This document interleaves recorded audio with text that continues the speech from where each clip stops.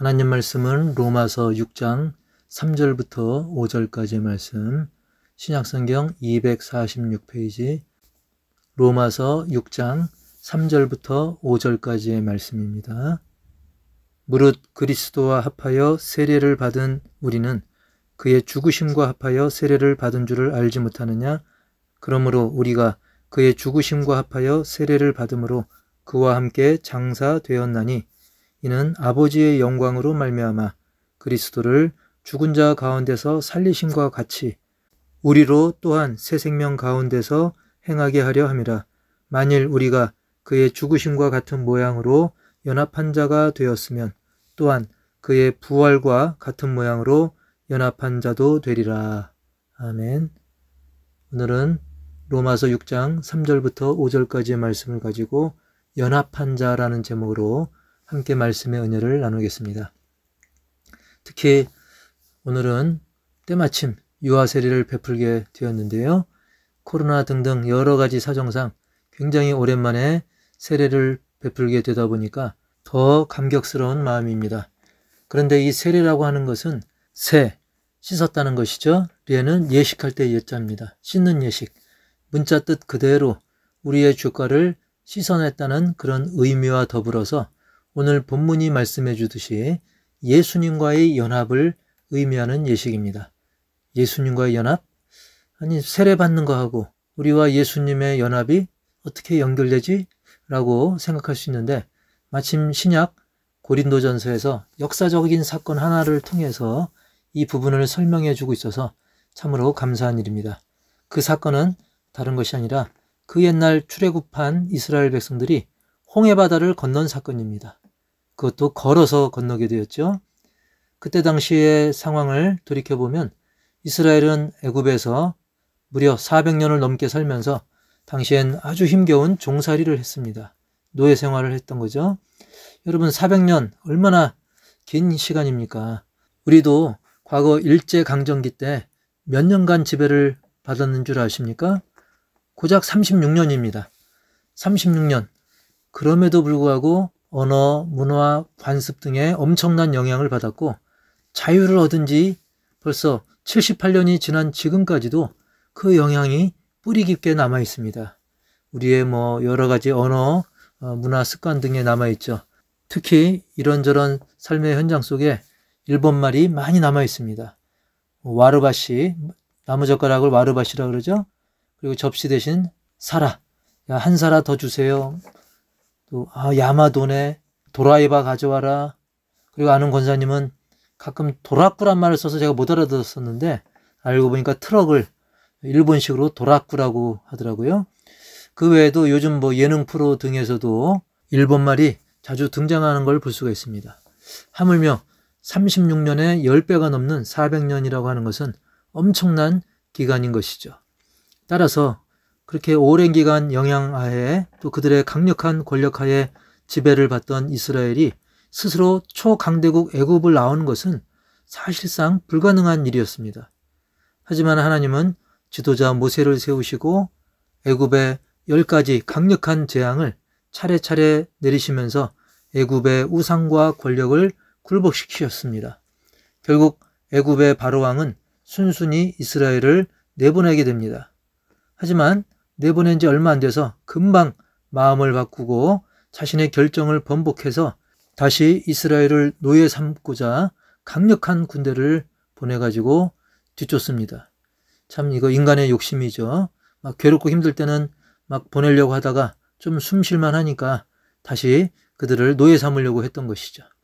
한편 이스라엘은 뒤에는 애국 군대가 쫓아오고 앞에는 파도가 넘실대는 홍해 앞에서 정말 아무리 생각해봐도 그들이 살 길은 다시 애굽으로 돌아가서 그 지겨운 노예 생활을 하는 것밖에는 도저히 길이 없었습니다. 그러나 하나님께서는 홍해 바다를 가르셔가지고 물이 좌우의 벽처럼 서게 하셨고 그 사이를 백성들은 안전하게 걸어서 건너게 되었던 것입니다. 상상해보면 참 놀라운 일이죠. 한편 뒤쫓던 애굽 군대는 그들을 뒤쫓아 그들도 그곳 바다로 걸어가다가 바닷물이 다시 합쳐지는 바람에 그곳에 다 수몰되고 맙니다. 수장된 것이죠. 그 결과 이스라엘은 하나님의 은혜로 얻은 이 자유를 뺏기지 않고 목적지 가나안을 향해 계속 행진할 수가 있게 되었던 것이죠. 그런데 이 사건이 바로 세례를 상징하는 그런 사건이라는 것입니다. 이런 주장 누가 했을까요? 제가 했나요? 어떤 개인이나 또는 이단이 했을까요? 아닙니다. 성경이 말씀하고 있습니다. 하나님께서 그렇게 알려주신 거예요. 고린도전서 10장 1절 말씀, 형제들아 나는 너희가 알지 못하기를 원하지 아니하노니 우리 조상들이 다 구름 아래에 있고 바다 가운데로 지나며 2절 모세에게 속하여 다 구름과 바다에서 세례를 받고 라고 말씀하고 있습니다. 이렇게 바다 가운데로 지난 사건 그리고 바다에서 세례를 받은 사건으로 묘사하고 있다는 거죠. 자, 하나님께서는 이렇게 이스라엘이 홍해를 건넌 사건을 세례 받은 사건으로 말씀하신 것입니다. 과연 이것들이 어떻게 연결될까요? 당시 온갖 우상이 가득한 애굽에서 노예 생활하던 이스라엘 백성들이 바다로 걸어 들어가는 것은 사실은 죽음입니다. 그런데 그들은 죽음의 통로인 바다를 버젓이 걸어서 건너는데 아무도 죽지 않습니다. 모두 살아서 그것을 통과했던 것이죠. 이것은 과거 우상과 죄악의 땅에서 나온 그들이 죽음의 바다에 그 모든 과거 죄와 허물을 묻고 새롭게 약속의 땅, 복락의 땅을 향해 나아가는 것을 뜻하고 있는 것입니다. 이것을 우리에게 적용하면 우리 역시 전에는 마치 애굽의 노예들처럼 어쩔 수 없는 죄악의 노예였지만 이제는 그 모든 죄과를 예수님의 십자가에 묻고 새 생명의 자유를 누리게 되었다는 것입니다. 그래서 예수님은 죽음으로 끝나지 않고 부활의 첫 열매가 되셔서 예수님을 믿음으로 예수님과 하나 된 우리 역시 부활의 소망을 누리게 한 것입니다. 베드로전서 2장 24절에 보면 친히 나무에 달려 그 몸으로 우리 죄를 담당하셨으니 이는 우리로 죄에 대하여 죽고 의에 대하여 살게 하려 하심이라. 그가 채찍에 맞음으로 너희는 나음을 얻었나니. 여기서 특히 예수님이 십자가에 못 박혀 죽으신 것은 바로 우리로 하여금 죄에 대해서는 죽지만 의에 대해서는 살게 하려 하심이라 라고 말씀하고 있는 것에 우리는 주목을 해야 됩니다. 과거의 백성들은 그들의 지도자 모세와 한마음 한뜻이 되어서 홍해를 통과했었지만 지금 우리는 예수님과 하나가 되어서 죄에 대하여는 죽고 의에 대하여는 살아서 영생을 누리게 된 것입니다. 할렐루야. 그래서 그런 의미로 세례를 우리가 베풀고 받는 것입니다.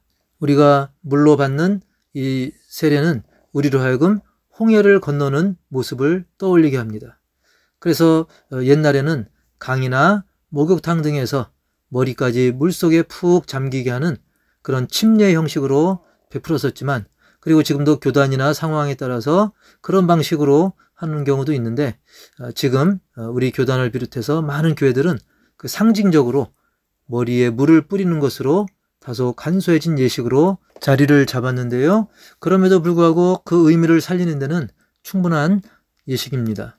자, 이러한 의미를 깊이 새기면서 로마서 오늘 본문을 다시 읽어보기 원하는데요.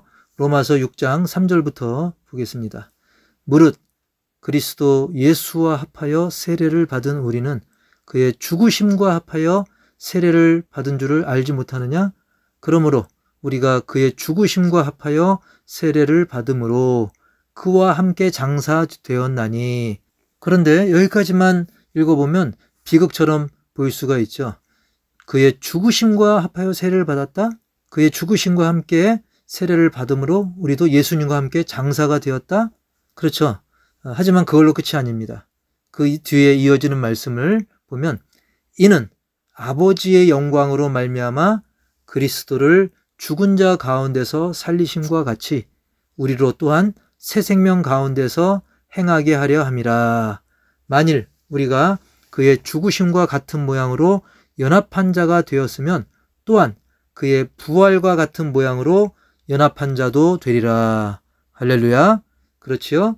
죽음으로 끝이 아니라 예수님이 죽음을 이기시고 부활한 것처럼 우리 역시 주님과 연합했다는 것은 예수님과 함께 죽고 예수님과 함께 다시 부활을 했다는 것입니다. 이미 2000년이 지난 그런 십자가 사건이지만 우리도 그때 영적으로 그 현장에서 함께 죽고 함께 다시 살아나서 영생을 이미 누릴 수 있는 자격이 되었다는 사실입니다. 그런데 또 한 가지 질문을 할 수 있습니다. 아니, 왜 예수 믿었는데도, 세례 받았는데도, 예수님과 하나가 되었다고 하는데도 여전히 세상은 힘들고 만만치 않습니까? 우리는 홍해를 건넜던 이스라엘을 통해서 그 답을 얻을 수 있습니다. 당시를 돌이켜보면 그들은 홍해를 건넜다고 해서 다 끝난 것입니까? 이제는 뭐 고생 끝 행복 시작입니까? 그게 아니죠. 그들은 홍해를 건넜어도 여전히 그들 앞에서는 험난한 광야가 펼쳐져 있었습니다.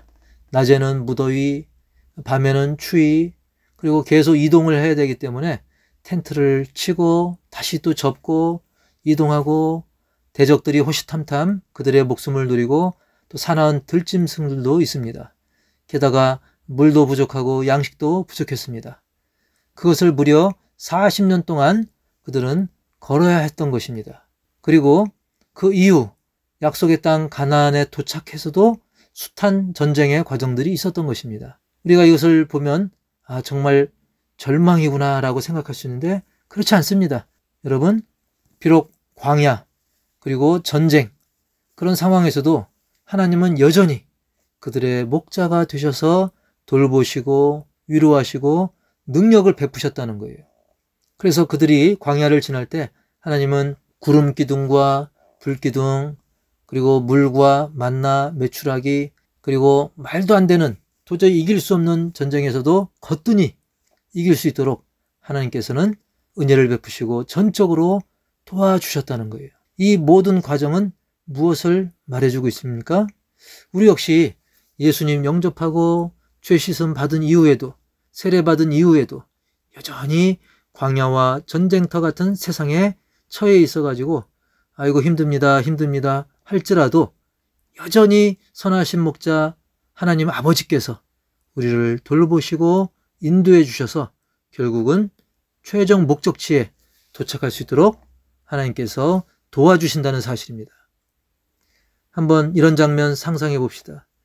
우리가 그런 말 있죠. 물에 빠진 사람 건져줬더니 보따리 내놓으라고 한다고. 여러분, 이 물에 빠진 사람 건져줬는데 여전히 삶이 힘들다고 보따리 내놔라. 그게 옳은 일일까요? 그렇지 않죠. 우선 그는 건져주신 분에게 감사를 표해야 될 것입니다. 그리고 자기가 앞으로 어떻게 살아가야 될 것인가 그걸 생각하고 힘을 내서 실천하는 것이 마땅한 것입니다. 그런데 우리가 더욱 감사한 것은 하나님께서는 그렇게 할 수 있도록 도와주신다는 거예요. 하나님께서는 이제 약속하신 성령님을 통해 우리를 세밀하게 돌보시고 인도해 주신다는 사실입니다.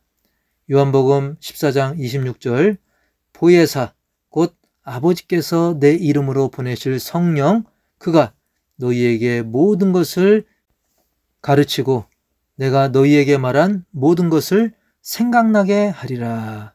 아멘. 여러분, 모든 것이라고 되어 있습니다. 모든 것. 우리가 천국에 도착할 때까지 이 세상 걸어가는 모든 과정 속에서 하나님께서는 필요한 것을 깨닫게 하시고 생각나게 하시고 세밀하게 돌봐주신다는 거예요. 그리고 성령의 그 의미는 성경 원어로 보면 곁에서 도와주는 자를 뜻합니다. 성령은 곁에서 도와주는 자. 즉 하나님께서는 성령을 우리에게 보내주셔서 모든 것을 가르치시고 생각나게 하시고 돌봐주신다는 거예요. 특히 성령은 진리의 말씀을 통해서 강력하게 역사하시는데 에베소서 6장 17절에 보면 구원의 투구와 성령의 검, 곧 하나님의 말씀을 가지라. 하나님의 말씀은 성령의 검이라고 표현하고 있어요. 강력한 대적들을 파하는 절대적인 무기, 강력한 무기가 바로 말씀, 곧 성령의 검이라고 하는 것입니다. 그래서 전에는 연약함 속에 헤매고 시험 들고 무기력했던 그런 사람들도 결국은 말씀을 통해서 회복하고 승리하며 든든히 서게 되는 겁니다. 이토록 강력한 성령의 검, 말씀이 우리에게 힘을 주고 능력이 된다는 사실입니다. 곁에서 우리를 도와주는 거죠. 그런 모습이 바로 예수님과 연합한 자의 특징인 것입니다. 그러므로 우리 모두 이제 나는 예수님과 연합한 자다 라는 사실을 깊이 새겨서 내 자신의 힘이라든지 주변의 환경 거기에 기대거나 의지하지 말고 나와 늘 함께 하시며 나를 세밀히 도우시는 성령님의 도우심을 계속 기도로 구하고 그 은혜를 힘입어서 하루하루를 감사와 기쁨, 하나님 사랑과 이웃 사랑으로 풍성히 채우시는 우리 모두가 다 되기를 주님의 이름으로 간절히 축복합니다. 하나님 아버지, 우리는 예수 그리스도와 연합했다는 의미의 세례를 받았습니다. 그래서 나는 혼자가 아닙니다. 그리고 약속하신 성령님이 도우시고 함께 하십니다. 그래서 세상은 여전히 뒤에서 쫓아오는 애국 군대가 있고 앞에는 홍해가 가로막고 있는 것 같고 심지어 그것을 통과했다 할지라도 여전히 광야가 있고 전쟁이 있지만 우리에게는 하나님이 약속하신 성령님이 우리 가운데 늘 함께 계시고 내주하셔서 늘 돌봐주시고 인도하심을 굳게 믿고 그 예수 이름의 의지에서 성령의 의지에서 승리의 삶을 찬양하며 증거하는 우리 모두가 되게 하여 주시옵소서. 부활주일은 끝났지만 그 부활의 은혜는 계속입니다. 또 세례를 우리가 받았던 그 시간은 많이 흘렀지만 그럼에도 불구하고 예수님과의 연합은 취소할 수 없는 것입니다. 그러므로 이제는 마귀에게 속지 말고 오직 말씀 안에 성령의 검인 말씀 안에 거하며 이 말씀을 통해 하나님을 더욱더 증거하고 우리의 삶 속에서 그 말씀대로 살아가는 우리 모두가 되게 하여 주시옵소서. 이 시간 또한 주님의 이름으로 감사하며 드려진 모든 예물과 헌신 주님께서 기뻐 받아주시며 홀로 영광 받아 주옵소서. 지금은 우리 주 예수 그리스도의 은혜와 하나님 아버지의 놀라운 사랑과 성령님의 내주교통 인도하심이 오늘 이 시간 주님의 이름으로 말씀을 듣고 그 말씀대로 살아가기를 다짐하고 성령의 도우심을 구하는 모든 심령들에게 이제로부터 영원토록 함께 있을지어다. 아멘.